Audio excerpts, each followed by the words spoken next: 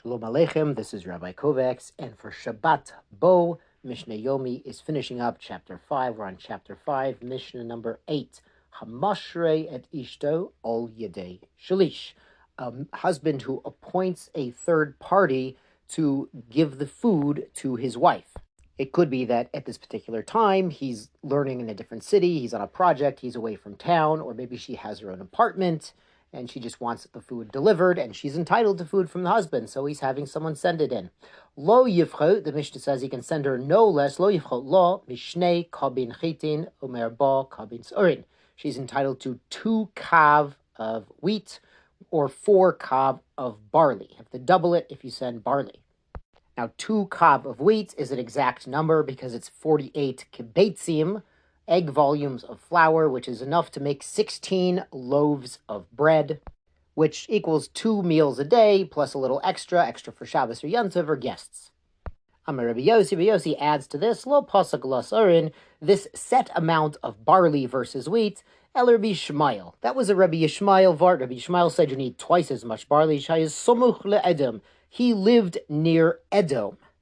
The Bartner explains that in Edom, the barley was known to be particularly not great. So it was smaller, it was not as satiating, nourishing. So over there, the barley was half as good as wheat. But in other places, maybe the barley's 2/3 as good, 75%, maybe it's even equal.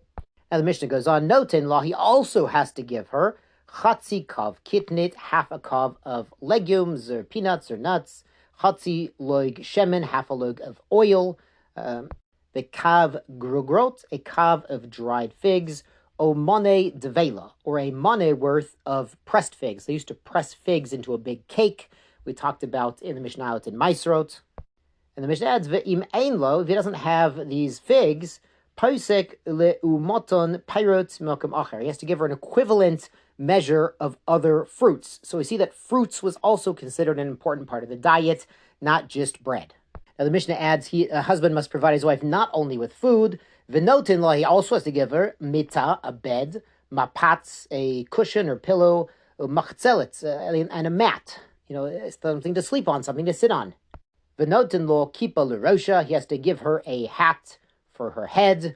In modern times, the custom is certainly to, for those who are accustomed to wear a sheitel, for the husband to buy a sheitel for the wedding, v'chagor l'matneha, a belt for her waist, typical normal clothing, umin olim min moed l'moed, and new shoes from one holiday to the next one. Now, the Gemara explains this might be only a place where it's rocky and, the streets are uneven and the shoes wear out quickly, but the idea is if you're going to be buying shoes, you're buying something nice, buying something special, it's nice to do it around a holiday or a birthday or anniversary. V'kelim shel chamishim zuz, and 50 zuz worth of clothing, bishana l'shana, from 1 year to the next. Now the Mishnah explains how they buy the clothing. Einot nin lo chadashim b'mot hachama. They don't buy her brand new clothing in the summertime. V'lo shahakim b'mot geshamim, or used clothing, which is worn a little thin in the winter time. If it's brand new, it'll be a little thick and a little too hot in the summer, and if it's worn out, it'll be too cold in the winter. Ela, so what do? Noten lo kelim shel chamishim zuz b'mot geshamim. We buy the new clothing in the winter season, when you need nice, thick, brand new, warm clothing. V'hi mitkose bivloitayhen, and she can wear them, the ones that are worn a little thin, b'mot hachama, in the summertime. V'hashchakim shala, and whatever is starting to get worn out, she keeps it. So even if she has the clothing from last season, even if the style's changed a little bit, there's a little wear and tear, she gets to keep that. She doesn't have to return that to her husband and get a brand new wardrobe. She can keep the old wardrobe and use it when she needs. Now on to Mishnah Tet. Noten lo ma'a kesef litzorko.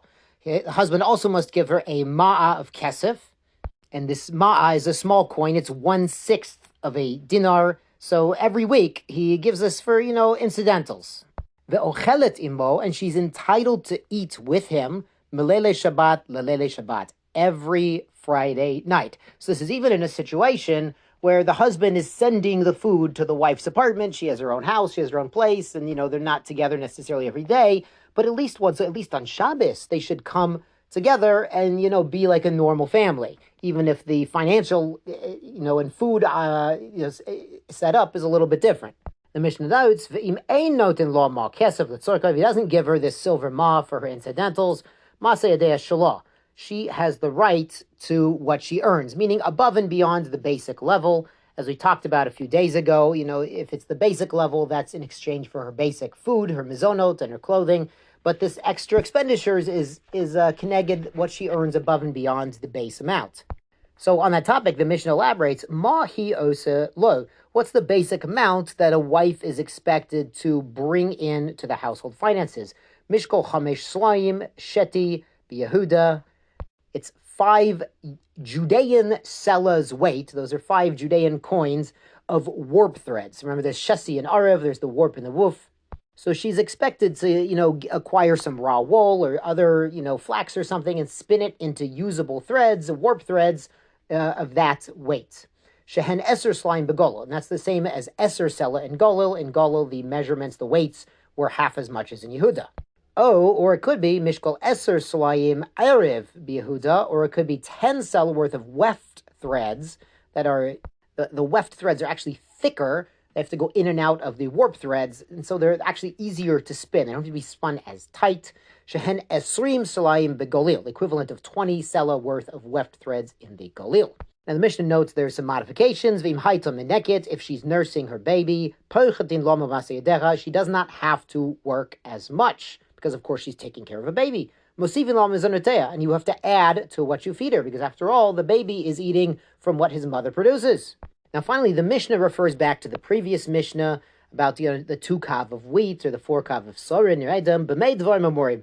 When do these words apply that these are the minimum amounts a husband must support his wife?